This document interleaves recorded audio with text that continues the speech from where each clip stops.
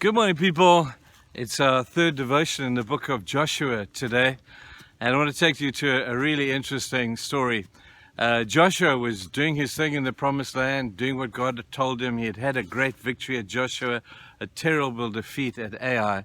But one day Joshua got conned by a group of people who very cleverly came to him and they said, Joshua, we're from a town far away and we've been walking forever to get you here. And we have really heard what your God is doing amongst you. And they said to him, we want to make friends with you. And Joshua, he's a friendly guy. He says, oh, that'd be cool. I'd like to make friends with you. He did not inquire of his elders. He did not go before the Lord. He did not ask for guidance from people around him as to whether he should do this. Anyway, in those days, your word should have been your word. And with Joshua, it certainly was. And so Joshua made friends with the Gibeonites, only to find that he had been conned, that these people just came from over the hill and they were probably one of the next enemies that Joshua was to have to drive out. You've got to give the Gibeonites 10 out of 10 for initiative here. But Joshua kicked himself for having not listened and not spoken to the elders and not checked out the story. Don't we do things like that sometimes? I'm going to jump to conclusions far too early. I'm going to tell you, people, we need people who we are accountable to. We need people who we will report to, no matter who you are. Even if your name is Joshua, you need a group of people who you will go to help with decisions, to help with getting good advice, so you make the right decisions. Remember we spoke about Moses' sin of impulsiveness? Well, here's Joshua's one.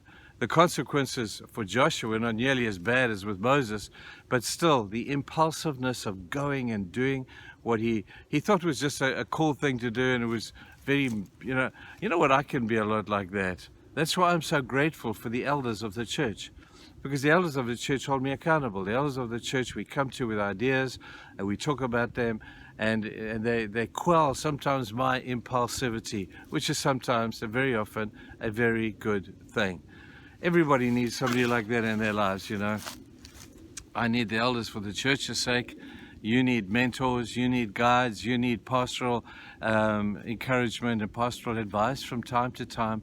But we all need the Bible that will give us guidance. Now, Joshua, in this particular incident, it was interesting. He honored his promise because the Gibeonites were literally just over the hill. And then one day he got a message from the Gibeonites to say that 5 kings were after them and 5 kings were going to go and beat the heck out of them.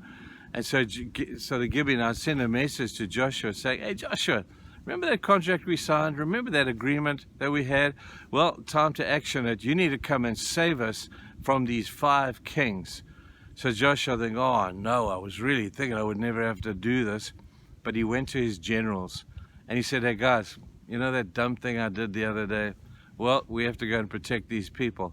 And the generals said to him, they said, but Joshua, you don't have to do that, man. You really don't have to. You were conned. They were lying. We didn't have to respond to that. And Joshua said this. He said, I have made a promise to those people that I will look after them, that I will care for them. And you know what, guys? We better honor our promise. So with great duress and with long faces, the generals rallied their troops and they went to defend the Gibeonites. Man, what a battle. What a battle against these 5 kings.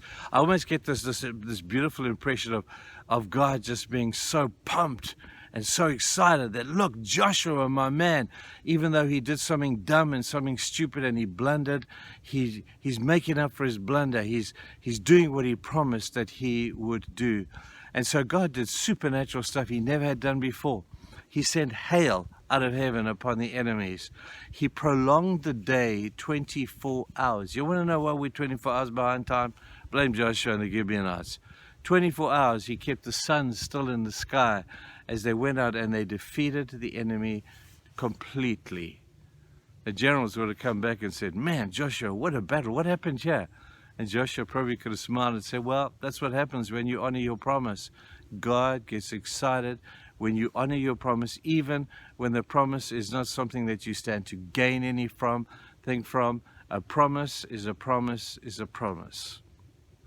Oh, check out our lives, people. Man, I tell you, I promise sometimes to pray for people and I forget to pray for them.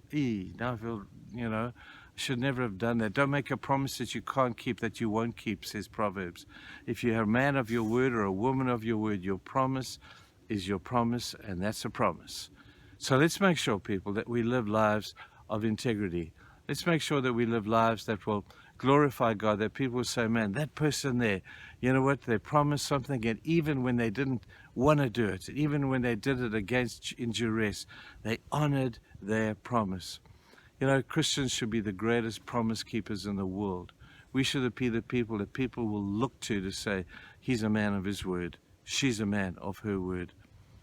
Let's create a great reputation in the business world, in the school world, in your family, for honoring the promises that we have made.